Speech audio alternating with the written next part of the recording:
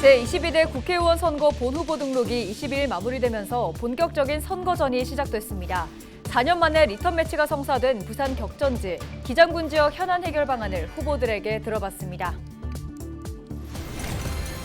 부산시가 미래차 전략산업 육성과 구덕운동장 복합개발 사업을 위해 내년 국비 확보에 나섭니다. 부산은 주말까지 흐리고 곳에 따라 비가 올 전망입니다. 20일 일부 지역 벚꽃이 개화한 가운데 다음 주 후반 만개향 벚꽃을 볼 수 있을 것으로 예측되고 있습니다.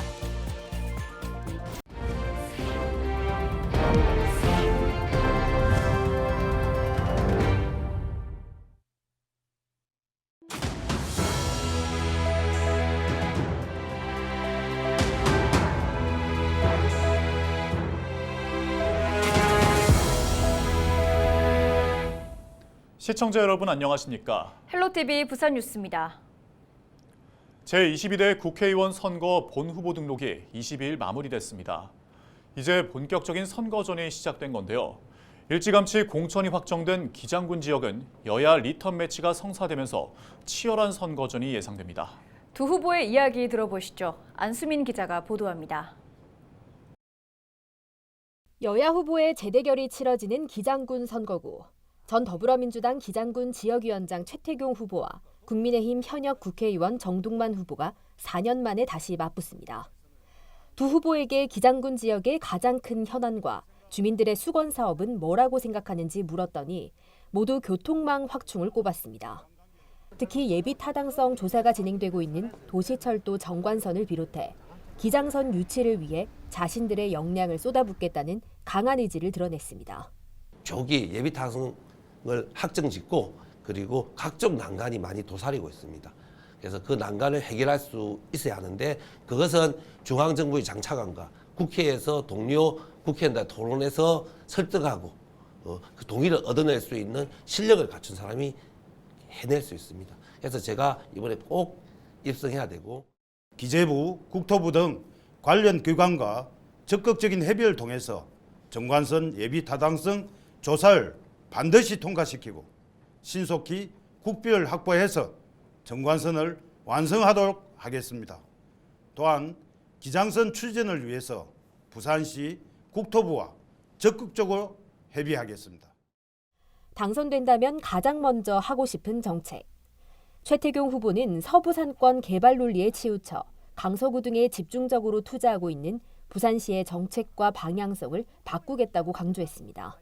동부상권에서 상대적으로 어느 정도 발전된 곳은 해운대, 수영, 남구 이런 곳이지 부산 전체 면적의 28%를 무려 28%를 차지하고 있는 기장군은 아직 개발되지 않은 지역입니다. 이 부산시 정부의 시각을 규정하고 부산시 전체의 발전 전략을 교정하는 것은 능력 있는 기장군 기원이 탄생할 때 해결할 수 있습니다. 제가 그걸 하겠습니다.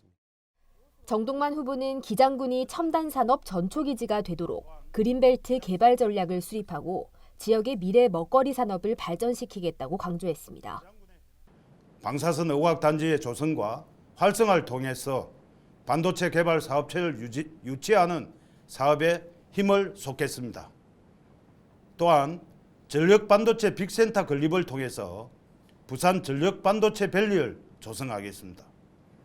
수출형 신흥연구로와 15년 만에 착공된 중입자 가속기 제어센터를 완공하겠습니다. 기장군 선거구 후보들의 주요 공약과 비전을 확인할 수 있는 헬로 이슈토크 기장군 선거구 편은 25일 월요일 저녁 9시 40분에 첫 방송됩니다. 헬로티비 뉴스 안수민입니다. 부산시가 2025년 국비 확보 추진 상황 보고회를 열었습니다. 박형준 시장 주재로 열린 보고회에서는 미래차 전용 플랫폼 지원을 위한 디지털 트윈 시스템 구축과 구덕운동장 복합 개발 사업, OTT 플랫폼 거점 촬영 스튜디오 건립 등이 신규 발굴 사업으로 논의됐습니다. 가덕도 신공항 조속건설과 사상에서 하단선, 하단에서 녹산선 건설 등은 주요 계속 사업으로 집중 논의됐습니다. 부산시는 부산만의 색깔을 가진 부산의 미래를 위한 사업을 지속해서 발굴하고 필요한 사업은 원활하게 추진될 수 있도록 시정 역량을 집중하겠다고 밝혔습니다. 해운대 블루라인 파크가 해운대구에 주차장 조성 기금으로 3억 3천만 원을 기탁했습니다. 지난해 2,700여만 원을 기탁한 블루라인 파크는 해운대구와의 협약에 따라 운영 기간 동안 인근 지역 주차난과 주차장 정비를 위해 당기 순이익의 3%를 주차장 조성 기금으로 기탁하고 있습니다. 해운대 블루라인 파크는 2020년 10월에 해운대 해수욕장에서 청사포, 송정 해수욕장 4.8km 구간을 왕복하는 해변 열차와 스카이캡슐을 운영해 지난해 240만 명이 이용했습니다.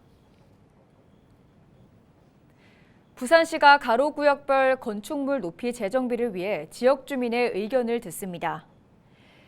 부산시는 가로구역별 건축물 높이 관리계획 재정비 용역에 대한 지역 주민 의견을 수렴하기 위해 오는 4월 9일까지 주민공람을 진행한다고 밝혔습니다. 이번 용역은 2015년 시 가로구역별 건축물 높이 재정비 이후 9년 만에 추진하는 것으로 일반인도 건축물 높이를 쉽게 알 수 있도록 기준 높이와 최고 높이를 동시 지정하는 것으로 정비됐습니다. 또 지역경제 여건 변화에 맞춰 높이 규제를 완화하고 보행환경 개선을 위한 보행자 공간을 확보하도록 해 공공성 확보 방안을 마련했다고 설명했습니다.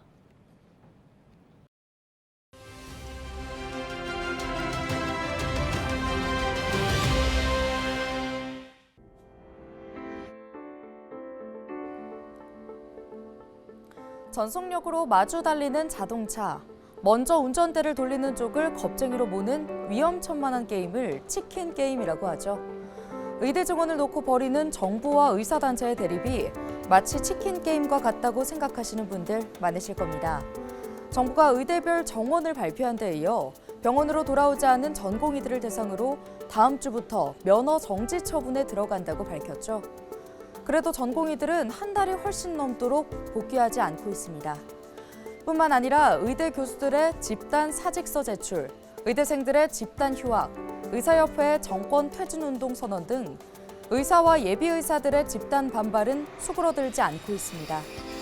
치킨 게임이야 운전대를 잡은 두 사람 간의 대결이고 설사 끝내 충돌한다고 해도 당사자들만 피해를 입는 것이지만 의료 공백으로 이어지는 이번 대결은 어떤가요?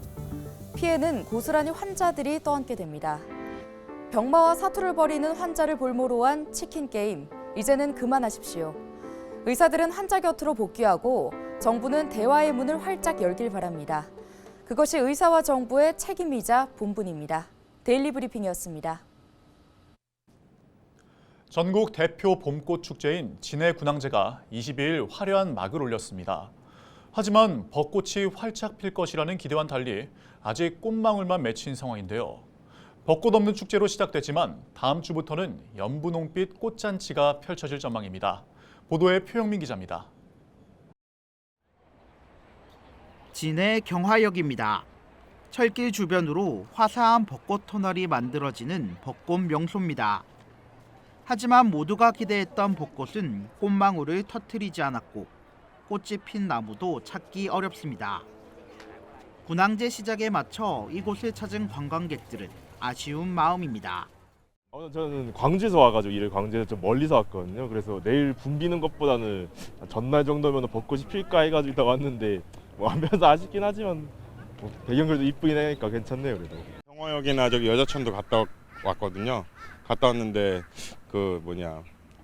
꽃이 많이 안 피긴 했는데 그래도 아름답고 괜찮더라고요. 올해로 62회째를 맞은 진해군항제는 따뜻했던 겨울 날씨 탓에 예년보다 일주일 일찍 개막을 결정했습니다. 역대 벚꽃 축제 중 가장 빠른 시기입니다. 하지만 3월 꽃샘 추위와 잦은 비로 개화가 늦어지면서 현재 개화율은 5% 정도에 불과합니다. 창원시는 개화 시기가 늦어진 만큼 축제 연장을 고민하고 있습니다. 전문기관에서는 한 다음 주 수요일 정도 아마 만개되리라 보고 있고요. 만약에 만개 시기가 좀 늦어진다면 그와 연계해서 저희들이 축제 기간도 연장하는 방안도 검토하도록 하겠습니다. 벚꽃 없는 축제로 출발했지만 다음 주쯤에는 36만 그루 벚나무가 연분홍빛 장관을 연출할 예정입니다. 또 축제 기간 동안 군악의장 페스티벌과 이충무공 승전행차, 블랙이글스 에어쇼 등 다양한 볼거리를 선보입니다. 올해 사랑이라는 주제로 열리는 진해군항제는 22일 전야제를 시작으로 다음 달 1일까지 열흘 동안 계속됩니다. 헬로티비 뉴스 표영민입니다. 고령화로 인해 운전대를 잡는 노인 수가 늘면서 고령 운전자 사고도 증가하고 있습니다. 지자체는 교통카드 등 각종 보상책을 통해 노인들의 면허 반납을 유도하고 있는데요. 하지만 실제 반납하는 경우가 극히 드물다고 합니다. 왜 그럴까요? 심다혜 기자가 취재했습니다. 승용차 한 대가 형체를 알아볼 수 없을 정도로 찌그러져 있습니다. 지난달 서울 은평구 연신내역 인근에서 발생한 추돌 사고. 70대 남성이 몰던 승용차가 보행자와 차량 8대, 오토바이 한 대를 들이받으면서 한 명이 목숨을 잃었고 13명이 다쳤습니다. 막 소리가 그냥 그 대포 쏘듯이 빡 소리가 났어요. 그래서 제가 너무 막 놀래가지고 밖에 나왔더니 벌써 저쪽에서 사고가 나가지고 할아버지는 쓰러져 있어 계시고 그 차는 또 이제 중앙선을 침범을 해서. 지난 6일 경기도 김포에선 70대 남성이 운전하던 한 차량이 상가로 돌진해 주차된 차량을 들이받았습니다. 다친 사람은 없었지만 주차된 차량이 가게 내부로 밀려 들어가 출입문과 집기류 등을 파손했습니다. 65세 이상 고령 운전자가 가해자인 교통사고는 해마다 늘고 있습니다.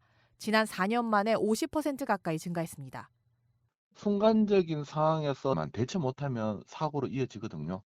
이런 부분에 대해서는 고령 운전자들이 많이 부족합니다. 운동신경, 반응신경이 일반인들보다는 좀 떨어지는 부분이 있기 때문에.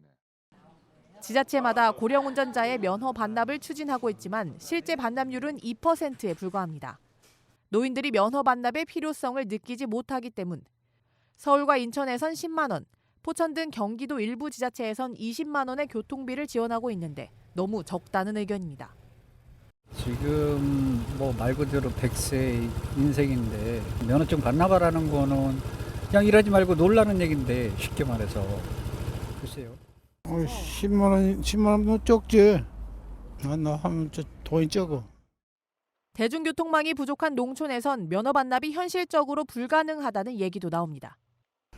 제가 이제 혹시 시골이라도 가서 전후생활이라도 만약에 할 수 있다라면은 필요로 하기 때문에.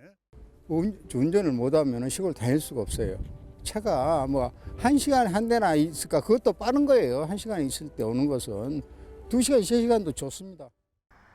2040년이면 고령 운전자 수가 1,300만 명을 넘을 것으로 전망되는 가운데 보다 근본적인 대책 마련이 필요해 보입니다. 헬로티비 뉴스 심다혜입니다. 주말인 23일 토요일 부산 경남 낮 최고 기온은 20도에서 24도까지 큰 폭으로 오를 전망입니다. 기상청은 24일 일요일 낮 최고 기온이 다시 내려 14도에서 17도 분포를 보일 것으로 전망했습니다. 22일 밤부터 24일 오전까지 부산 경남 지역은 곳에 따라 비가 오고 흐린 날씨를 보이겠습니다. 낮과 밤 기온 편차가 커 건강관리에 유의가 필요합니다. 한편 부산 벚꽃 개화 시기는 22일로 다음 주 초반부터 대부분 지역에서 벚꽃이 개화해 다음 주 후반쯤 만개한 벚꽃을 볼 수 있을 것으로 전망됩니다. 부산 세관이 마약 등 밀수 신고 홍보 캠페인을 진행했습니다. 이날 캠페인은 남구 신선대 부두 일대에서 항만 종사자를 대상으로 신고를 독려하는 홍보물을 배포하는 방식으로 진행됐습니다. 관세청은 최근 마약 밀수 경로가 다변화되고 대형 조직 밀수가 여전히 항만에서 이뤄지고 있다며 항만 종사자들의 관심과 적극적인 신고를 당부했습니다. 마약 등 밀수 신고는 지역번호 없이 전화 125번에서 할 수 있고 관세청 홈페이지에서도 가능합니다. 마약류 밀수 신고 적발 시 최대 3억 원의 포상금이 지급됩니다. 경남경찰청이 5월 말까지 봄 행락철 교통안전 대책을 추진합니다.